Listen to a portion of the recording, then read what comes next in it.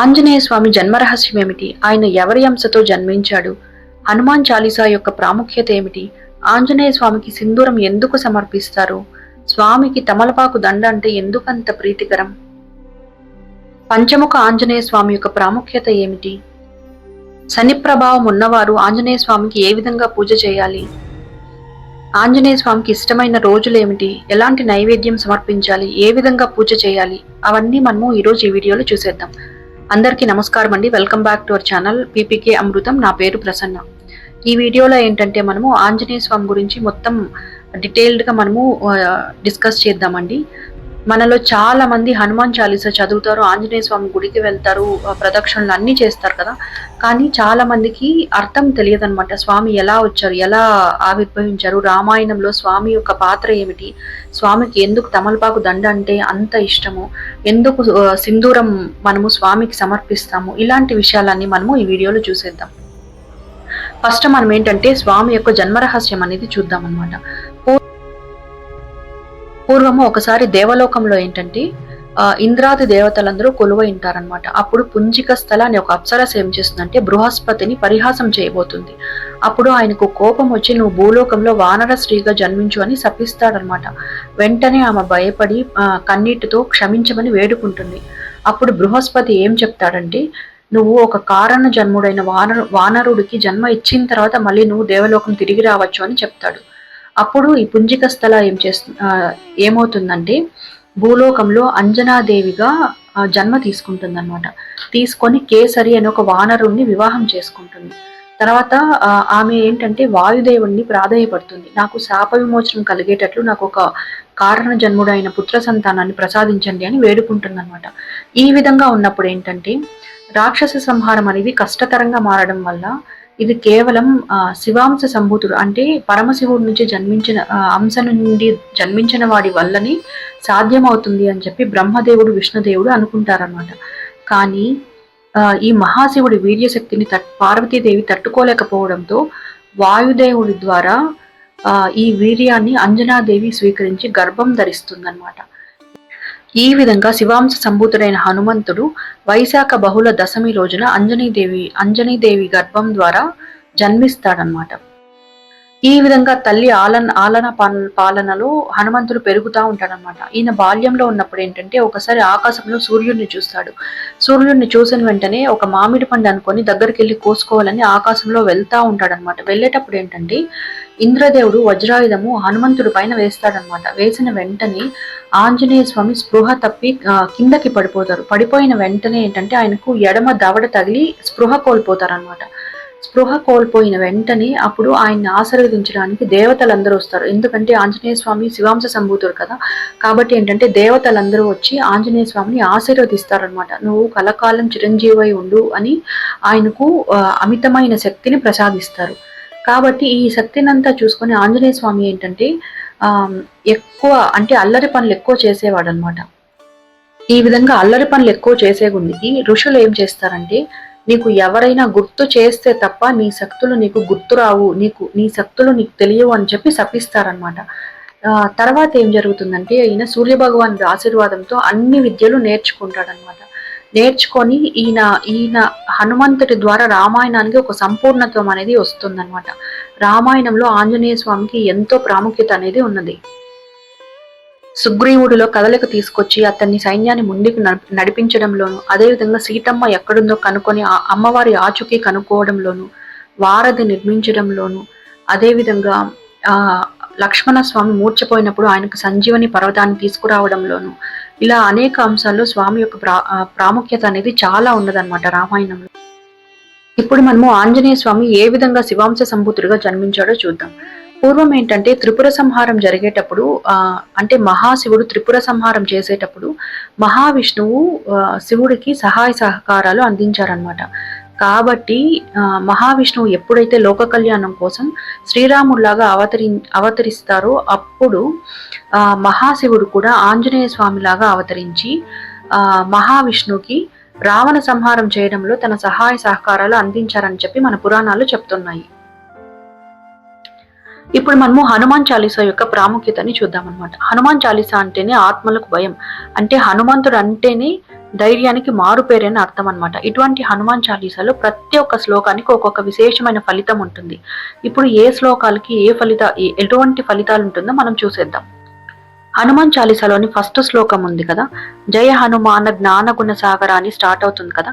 ఈ ఫస్ట్ శ్లోకం వల్ల వేయటం వల్ల ఏం జరుగుతుందంటే మన జీవితంలో స్వాభావిక దివ్య జ్ఞానాన్ని మనం పొందుతామన్నమాట. ఈ జ్ఞానం సహాయంతో జీవితంలో అనేక సవాళ్ళని, అదేవిధంగా అసాధ్యం అనుకున్న వాటన్నిటిని మనము సాధించగలుగుతాం. ఇది ఫస్ట్ శ్లోకం యొక్క ప్రాముఖ్యత. మహావీర విక్రమార్కుడు అనే పదంతో మొదలయ్యే 3వ శ్లోకం ఉంది కదా, ఇదేంటంటే ప్రజల్లో బలాన్ని నింపుతుంది. అదేవిధంగా అవాంఛనీయమైన సహవాస ప్రభావాల నుండి బయటపడడానికి సహాయపడుతుంది. అంటే ఏంటంటే కొందరు చెడు అలవాట్లు, చెడు సావాసాలు చేస్తుంటారు కదా, సో ఇటువంటి సావాసాల నుంచి మనల్ని బయటపడిస్తుంది అనమాట. అదేవిధంగా చాలీసాలోని 7వ మరియు 8వ శ్లోకాలు ఏంటంటే శ్రీరాముడి ఆత్మతత్వాన్ని అర్థం తెలియజేస్తాయి మరియు దేవుని దివ్య సన్నిధికి చేరువ చేస్తాయి. అంటే మనల్ని దేవుడికి దగ్గర చేస్తుంది అనమాట 7 మరియు 8వ శ్లోకాలు. అలానే 11వ శ్లోకం చదవటం వల్ల ఏంటంటే పాములు మరియు విషజంతువుల భయం తొలగించడానికి ఇది సహాయం చేస్తుంది. అలానే 14 మరియు 15వ శ్లోకాలు ఏంటంటే ఒక వ్యక్తి కీర్తి ప్రతిష్టలు పొందడానికి సహాయం చేస్తాయి అన్నమాట. 16 మరియు 17 శ్లోకాలు చదవటం వల్ల ఏంటంటే మనం జీవితంలో కోరుకున్న స్థానానికి ఎదగటానికి సహాయపడుతుంది. అది ఒక కార్యాలయం వద్ద ప్రమోషన్స్ కావచ్చు, లేకపోతే ఉద్యోగానికి సంబంధించింది ఏదైనా కావచ్చు, మనం జీవితంలో ఒక మంచి పొజిషన్కి ఎదగడానికి ఈ శ్లోకాస్ అనేది హెల్ప్ అవుతుంది అనమాట. అదేవిధంగా 20వ శ్లోకం చదవటం వల్ల ఏంటంటే జీవితంలో అనేక సవాళ్లను అధిగమించవచ్చు. అదేవిధంగా అడ్డంకులు తొలగిపోయి లక్ష్యాలను సాధించడంలో సహాయపడుతుంది. మనము మన లక్ష్యాన్ని చేరుకోవడానికి హెల్ప్ అవుతుంది అనమాట. అదేవిధంగా 24వ శ్లోకం చదవటం వల్ల డాకిని, పిశాచాలు, భూతాలు మరియు చేతబడి ప్రభావాలు పడకుండా ఉండడానికి సహాయపడుతుంది. కాబట్టి చూసారు కదా, హనుమాన్ చాలీసా అనేది ప్రతి శ్లోకంలో మనకు ఒక ప్రత్యేక విశిష్టత అనేది ఉంటుందన్నమాట. ఇప్పుడు మనము పంచముఖ హనుమాన్ యొక్క ప్రాముఖ్యత ఏమిటో చూద్దాం. శ్రీ విష్ణుమూర్తి అంశలలో ఉద్భవించిన రూపాలతో మనకు పంచ హనుమాన్ గా మనకు దర్శనమిస్తాడనమాట. ఇప్పుడు ప్రతి ఒక్క ముఖానికి ఒక విశిష్టత ఉంది, అదేమిటో చూద్దాం. తూర్పు ముఖముగా హనుమంతుడు పాపాలను హరించి చిత్తశుద్ధిని కలుగజేస్తాడు. దక్షిణ ముఖంగా కరాల ఉగ్ర నరసింహస్వామి శత్రుభయాన్ని పోగొట్టి విజయాన్ని కలుగజేస్తాడు. పడమర ముఖంగా మహావీర గరుడ స్వామి దుష్ట ప్రభావాలను పోగొట్టి శరీరానికి కలిగే విష ప్రభావాల నుండి రక్షిస్తాడు. ఉత్తర ముఖంగా లక్ష్మీ వరాహమూర్తి గ్రహ చెడు ప్రభావాలను తప్పించి అష్టైశ్వర్యాలు కలుగజేస్తాడు. ఊర్ధ్వంగా ఉండే హయగ్రీవ స్వామి జ్ఞానాన్ని, జయాన్ని, మంచి జీవన సహచరిని, బిడ్డలను ప్రసాదిస్తాడు. సో చూసారు కదండి, ఇది పంచ హనుమాన్ యొక్క ప్రాముఖ్యత. ఇప్పుడు మనము ఆంజనేయ స్వామికి ఏ విధంగా పూజ చేయాలో చూద్దాం.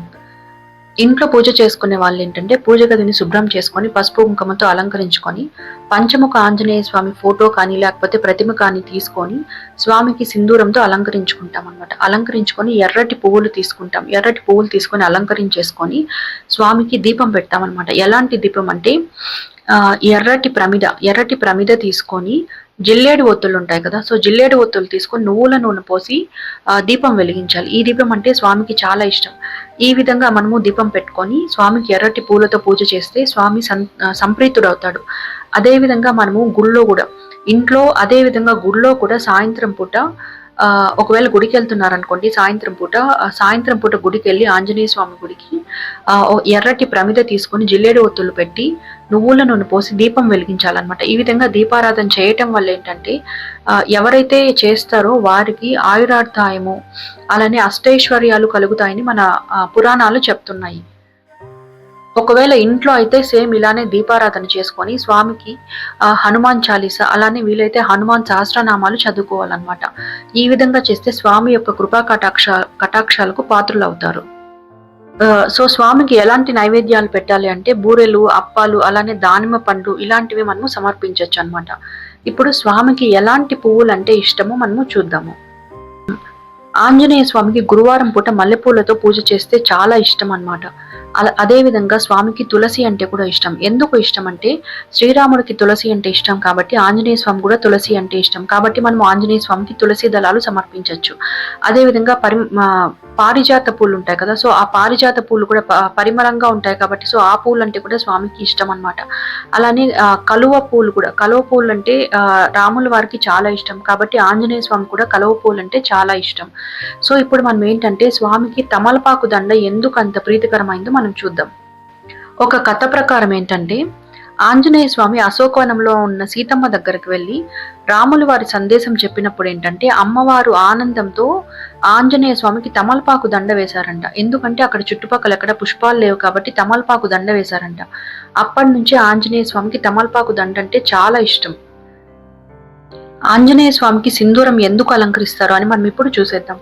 పూర్వం ఏంటంటే రామాయణంలో ఒకరోజు ఆంజనేయ స్వామి సీతమ్మ వారు పాపెటిలో సింధూరం ధరించడం చూశారనమాట.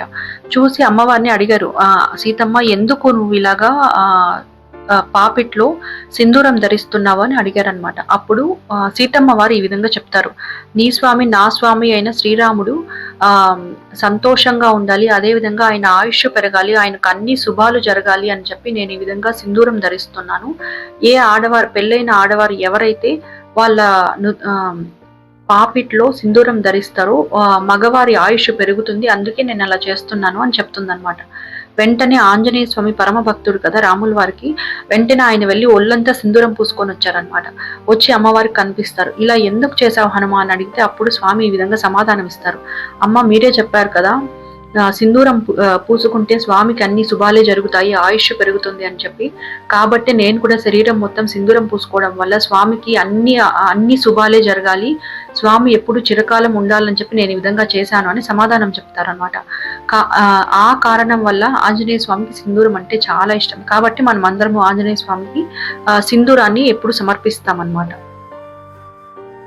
ఆంజనేయ స్వామికి ఎక్కువగా ఏ రోజుల్లో పూజ చేస్తారంటే మంగళవారము, గురువారము, శనివారం అనమాట. ఎందుకు శనివారం పూజ చేస్తారు అంటే దీనికి ఒక కథ ఉంది. పూర్వం ఏంటంటే శనిదేవుడు ఉంటాడు కదా, శనిదేవుడు తన ప్రభావంతో ఆంజనేయ స్వామిని వశపరుచుకోవాలని అనుకుంటాడనమాట. అప్పుడు ఆంజనేయ స్వామి ఏం చేస్తారంటే శనిదేవుడిని తలకిందులుగా పట్టుకొని ఎగరవేస్తాడనమాట. ఎగరవేసినప్పుడు అప్పుడు శనిదేవుడు మన్నించమని వేడుకుంటారు.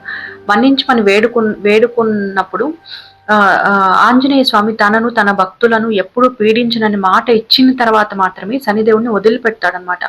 కాబట్టి ఏంటంటే మనం ఎప్పుడైతే శనివారము ఆంజనేయ స్వామిని పూజిస్తామో అప్పుడు మనకు శని ప్రభావం అనేది తగ్గిపోతుంది. కాబట్టి ఆంజనేయ స్వామిని ఆరాధించే వాళ్ళకి శని ప్రభావం చాలా తక్కువగా ఉంటుంది, అసలు ఉండదని చెప్తారనమాట. మిగిలిన వాళ్ళు మంగళవారము, గురువారము, శనివారం ఏ రోజుల్లో అయినా పూజించుకోవచ్చు. మనకు ప్రతి ఊర్లో ఒక రామాలయం అనేది ఉంటుంది కదా, రామాలయంలో కూడా హనుమంతుడికి ప్రత్యేక స్థానం అనేది ఉంటుందన్నమాట. ఎక్కడెక్కడైతే రామనామ సంకీర్తన జరుగుతుందో అక్కడ ఖచ్చితంగా ఆంజనేయ స్వామి కళ్ళలో ఆనంద బాష్పాలతో రామనామ సంకీర్తన వింటూ ఉంటారనమాట. కాబట్టి ఎక్కడైతే రాముడు ఉంటాడో అక్కడ ఆంజనేయ స్వామి తప్పకుండా ఉంటారు. సో చూసారు కదండి, ఇది మన వీడియో. ఈ వీడియో కనుక మీకు నచ్చినట్లయితే ప్లీజ్ మన ఛానల్ని సబ్స్క్రైబ్ చేసుకోండి, అలానే లైక్ చేయండి. థ్యాంక్స్ అండి, బాయ్.